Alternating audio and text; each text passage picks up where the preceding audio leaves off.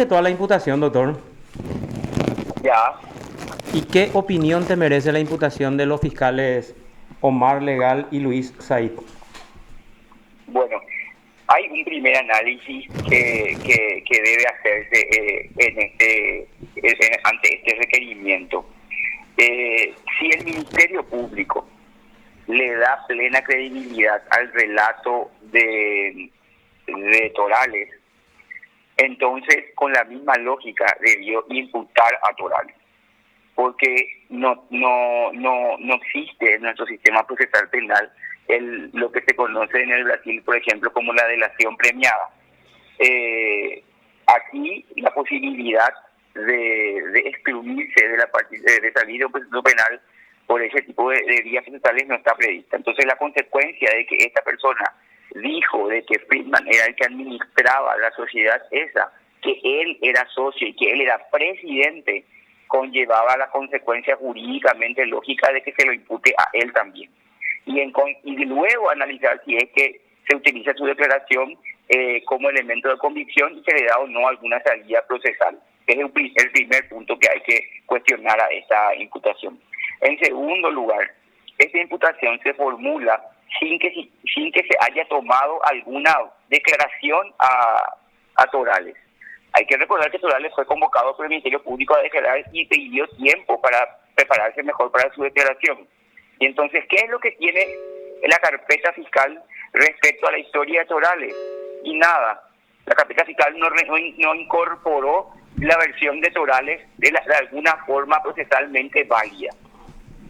Finalmente, la carpeta fiscal tampoco tiene un chequeo del laboratorio forense, es decir, estos chats y demás que están ahí expuestos en copia autenticada y presentados por Torales, realmente provienen del teléfono y tienen esa relación cronológica y lógica. Entonces, esos son los cuestionamientos que formalmente tiene esta imputación que le hacen jurídicamente atacable en un primer momento.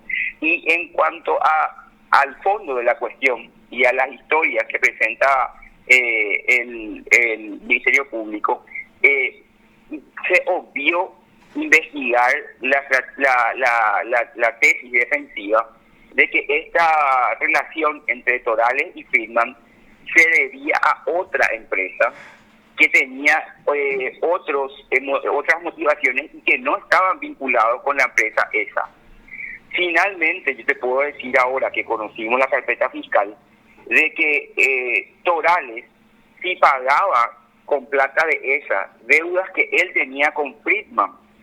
Eso fue descubierto en el seno de la administración de la empresa esa, y eso le valió tener que entregar todas sus acciones en pago del perjuicio patrimonial que causó, y esto ocurrió en el 30 de enero del 2018. Es decir, casualmente, después de que todos estos pagos que se le digan a Friedman haber recibido de esa, que nosotros sostenemos, los hizo unilateralmente Torales, sin conocimiento de Friedman, de que estaba pagando con plata de esa sociedad, y sin conocimiento de los otros socios de esa, hizo Torales nomás. Entonces, eso fue descubierto y está en acta del directorio de la sociedad, que la Fiscalía debió investigar antes de tomar esta decisión, ¿verdad? O sea, en resumen, yo te digo que si esto se investigaba como se investigó el tema de merienda escolar y se comprobó de que nos faltó, si esto se investigaba como combustible y se investigó y se corroboró que nos faltó, entonces también se iba a poder esclarecer.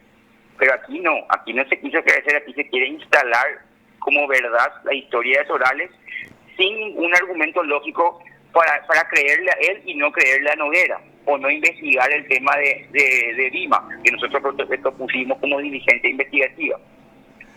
Ahora, Ese es un poco un resumen, sí. sí, ahora entonces, doctor, vos evidentemente vas a presentar, no sé, el incidente de la nulidad, o sea, un incidente de nulidad de la imputación.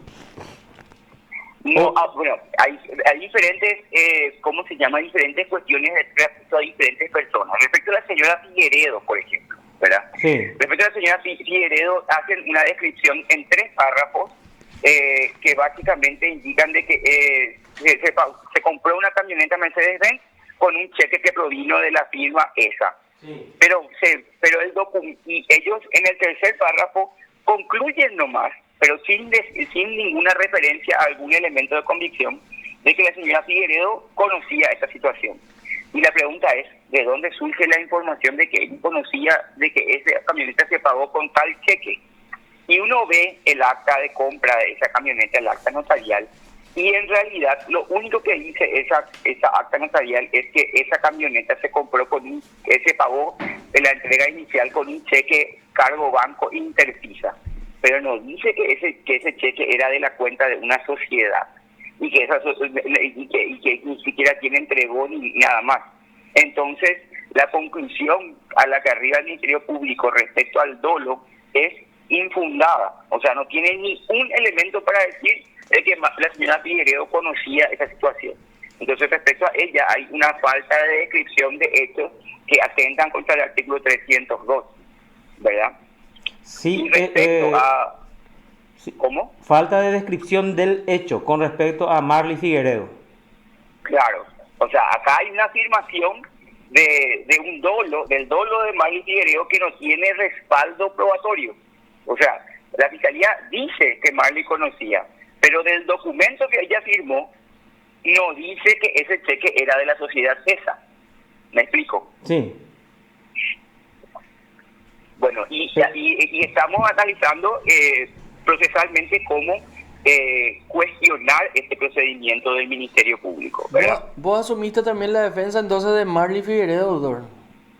Sí, o sea, en mi estudio jurídico, Alba Saracho va a ser la abogada titular de representante de la señora Figueredo, pero estamos trabajando en conjunto.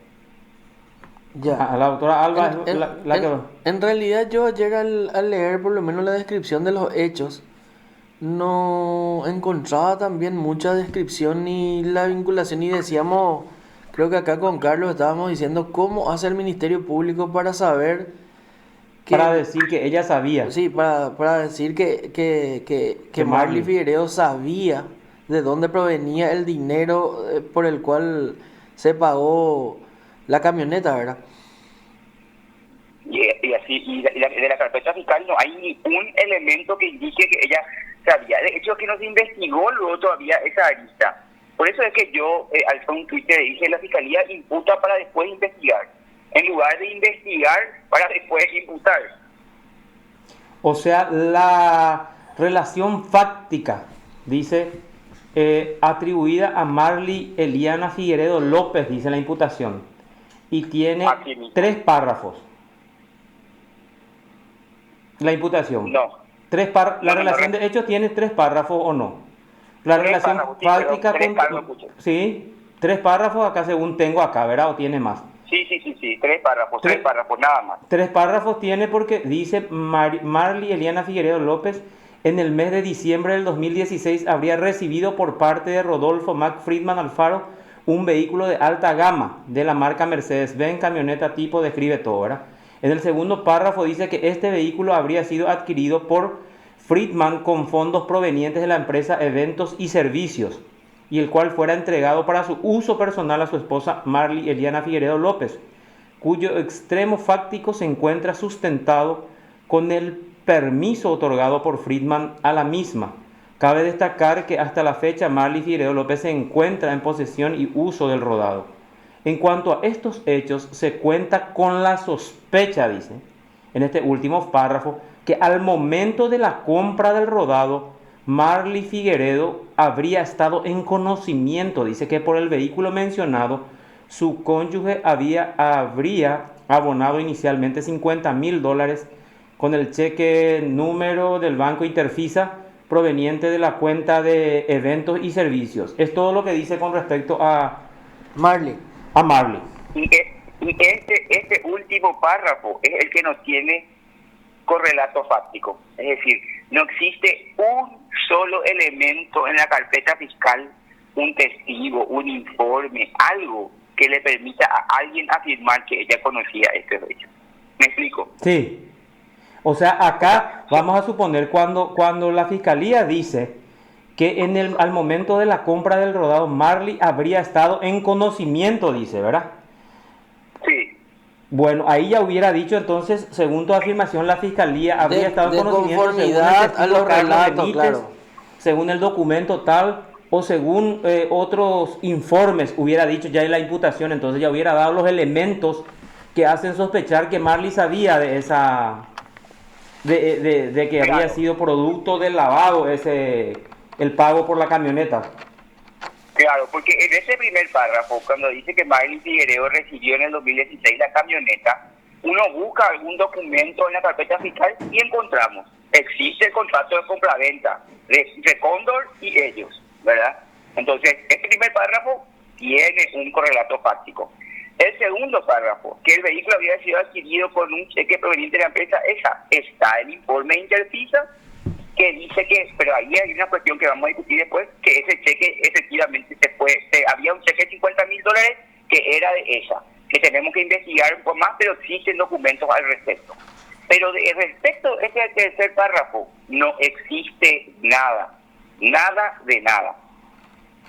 Bueno, entonces, evidentemente van a atacar así como adelantaste en un principio con respecto a Marley y con respecto a Friedman, doctor, vos primero cuestionaste por qué no entra el testigo, o sea, el que era socio de él. Torales. Torales.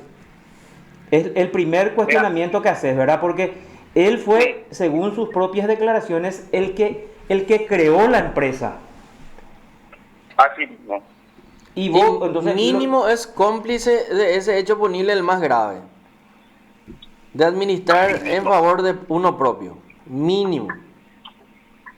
Claro, o sea, mi crítica ahí es la diferenciación o el distingo cuando la ley no distingue. ¿Me Sí. explico? O sea, la ley no hace ya un distingo. Si vos crees esta hipótesis fáctica, Sí. no podés a tratarle diferente a Noguera que a Torales. Sí.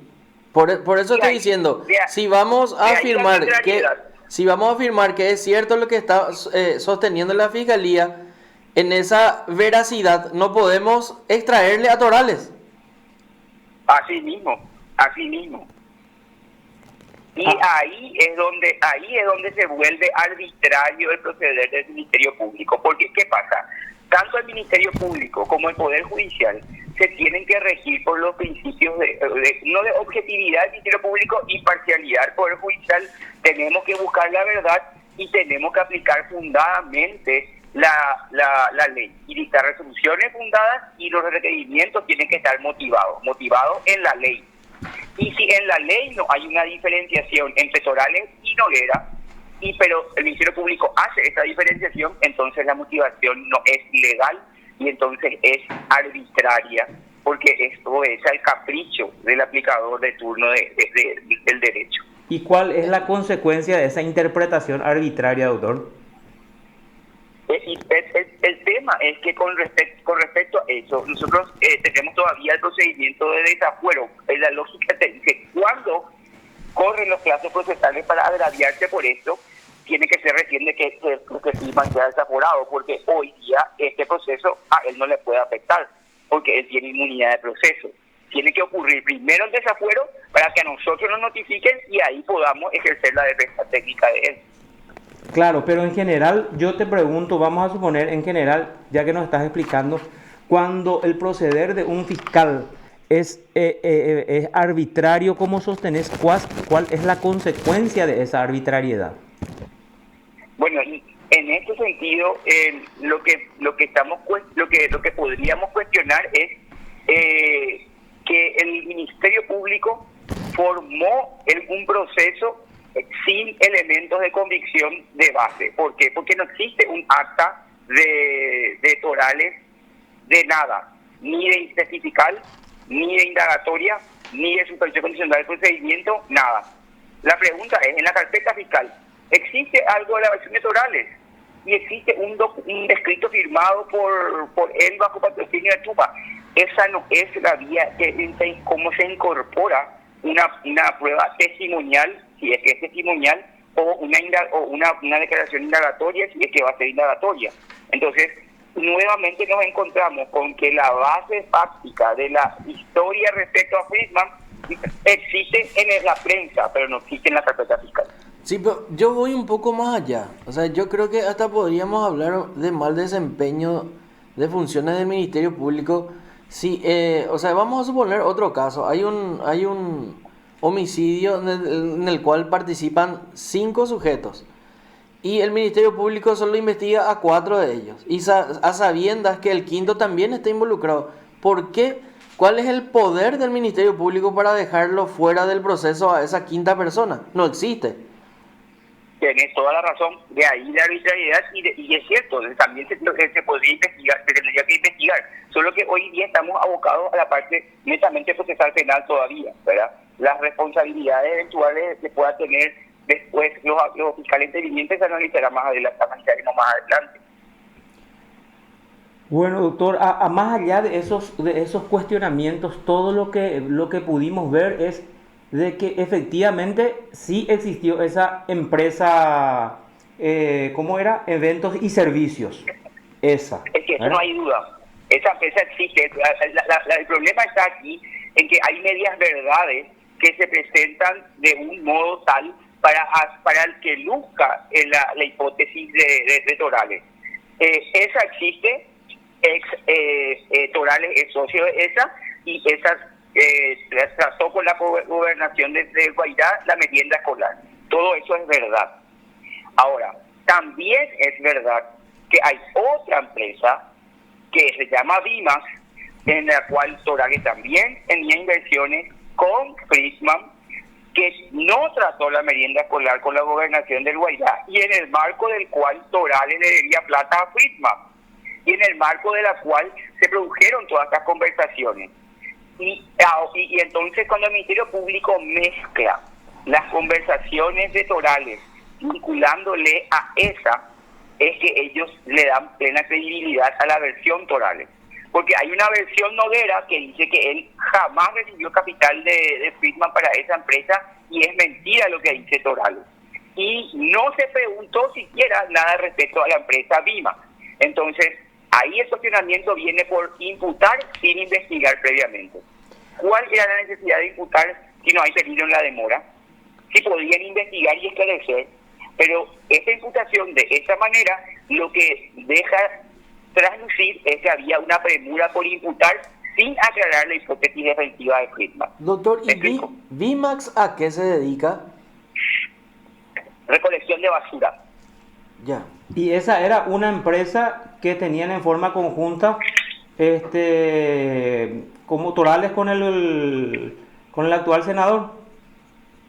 Sí, Vimax es de Ángel Villalba y María José Romero. Ángel Villalba firma un contrato de inversión con otro señor que se llama Gilberto González. Y Gilberto González, junto con Friedman y Torales, firmaron el contrato para capitalizar esta empresa para que pueda operar, trabajar desde el 2015 ya. O sea, hay toda una historia que se tiene que conocer detrás de todas estas conversaciones entre Torales y Friedman, que se presentan de una manera para aparentar que todo esto tiene que ver con esa, cuando según la historia de Friedman esto tiene que ver con Vima. Y esta empresa Dimac, también fue beneficiada por la gobernación de Guairá para la recolección de basura, ¿o no? ¿O no? ¿No? No, y esa es la diferencia. Entre Vima y la gobernación no existe vínculo. Entonces necesitan unirle a Torales y a la conversación, porque esa fue la que trató con la gobernación. Si vos vinculás todo esto con la otra empresa, no hay administración en provecho propio y en consecuencia no existe ninguno de los otros hechos punibles. Y en Dimax era lo que Torales le debía plata a Friedman. Así mismo. Y por eso es que él le entregaba cheques o le otorgaba cheques o le depositaba cheques o no sé, dinero en efectivo en la cuenta de Friedman, con el nombre de esa, por esa cuenta que tenía en Dimac, por esa deuda. Claro. Ahí yo alcé a Twitter un acta de la empresa esa, donde se constató que Torales cometió los hechos punibles contra el patrimonio de esa, porque utilizaba los cheques y la plata de esa para pagar cuestiones particulares de él. Y entre esas cuentas que pagó, las cuentas con Friedman. ¿Y Torales con quién estaba ahí en esa? Con Noguera. Y Noguera, por eso es que y hay también una cuestión compleja. Noguera le llegó a vender a Torales sus acciones en diciembre, en el 2017, para poder candidatarse a diputado. Y Torales tenía que pagar las acreencias, el costo de las acciones y demás, y ahí se producen problemas económicos entre ellos. Se auditan las cuentas de Interfisa de esa y surge que Torales había utilizado dinero de esa en cuestiones que no correspondían a la empresa. Y por eso, para no ser denunciado penalmente, él entrega sus acciones y sus dividendos en pago a la sociedad nuevamente. Y ahí se cambia la composición accionaria, ¿me explico? Bueno, doctor, ¿y por qué crees que Torales entonces habría hecho todo esto? Si él solamente estaba, es grave, entonces habría inventado todo para perjudicar a tu cliente. ¿Por qué crees que habría hecho todo eso? No, Torales yo creo que finalmente está queriendo, o sea, lo que es lo que él dice en los medios de prensa, él dice, quiero recuperar mis acciones. Y él quiere recuperar sus acciones diciendo que a él se le excluyó incorrectamente de la sociedad, ¿verdad? Y entonces, utilizando todo esto, está queriendo tipo anular todo lo que pasó internamente dentro de la sociedad. Yo entiendo que esa es la visión, ¿verdad? De él, pero lo que no es consciente es que todo esto lo que puede generar es que finalmente esa sociedad tome la decisión de denunciarle penalmente por todo esto, porque la que está siendo perjudicada otra vez ahora es esa. ¿Y esa de quién es ahora actualmente? Y la composición accionaria, esa hoy día no tengo a mano. Pero integra uno de los diputados. ¿Integra Lourdes González de Melgarejo, Alfaro o Domínguez? ¿Quién integra? Sí, creo que está, y por eso creo que son Eduardo Domínguez, Silvio Álvaro Alfaro. Te voy a mentir, porque ahí ya la revisión actual de cómo está hoy el directorio ya, y el cuerpo accionario no tengo en mente precisamente. Y bueno, como tampoco soy abogado de ellos, no leí tampoco su parte, ¿verdad? Sí. Pero bueno, entonces hay que esperar el desafuero, en todo caso si se da ahí, doctor, en el Senado, ¿verdad? Así mismo. Eso para empezar a ejercer las acciones respecto a Rodolfo Friedman, hay que esperar que se resuelva en la Cámara de Senadores. Y el bloqueo de cuentas, el embargo de bienes, ¿qué opinas de eso? Y creo que es excesivo, porque los montos están bien detallados en la imputación, y por qué si vos tenés los montos claramente establecidos, se sospecha.